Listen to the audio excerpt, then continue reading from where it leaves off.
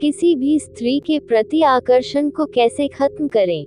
एक बार गौतम बुद्ध अमेरिका गए थे, जहां उन्होंने विश्व धर्म सम्मेलन में भारत का प्रतिनिधित्व करके समस्त अमेरिकियों को भाई और बहन से संबोधित किया था, जिस पर उन्हें लगभग 2 मिनटों से अधिक समय तक तालियों की गड़गड़ाहट और खड़े होकर सम्मान मिला।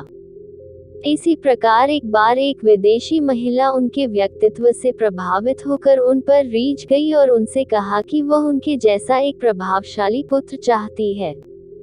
इस पर कोई और पुरुष होता तो उनके इस इशारे को अपने अनुसार परिभाषित कर उनके प्रस्ताव को स्वीकार कर लेता, लेकिन गौतम बुद्ध ने जो जवाब दिया वह अन्यत्र असंभव है।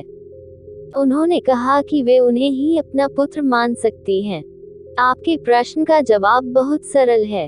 आपको अगर किसी भी स्त्री के प्रति किसी भी प्रकार के यौन आकर्षण या किसी और प्रकार के आकर्षण से बचना है तो इस संसार के समस्त स्त्रियों को अपनी माता सदृश जानिए और किसी प्रकार का कोई भाव आपके मन में नहीं आएगा।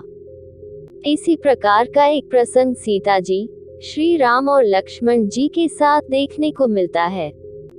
रावण द्वारा सीता जी का हरण करने के बाद श्री राम विलाप कर उन्हें ढूंढने के लिए वनों और वृक्षों से उनका पता पूछ रहे थे। इसी दौरान वह सुग्रीव से मिलकर उसकी मदद से पर्वतों पर माता सीता जी के आभूषणों को देखते हैं। वह उन आभूषणों को देखते हुए लक्ष्मण जी से पूछते हैं कि क्या वह इन आभूषणों को पहचानते हैं। लक्ष्मण जी ने मना कर दिया और कहा, मैंने उन्हें कभी उनके पैरों से ऊपर देखा ही नहीं, इसलिए केवल उनकी पायल तक मेरी दृष्टि जाती थी।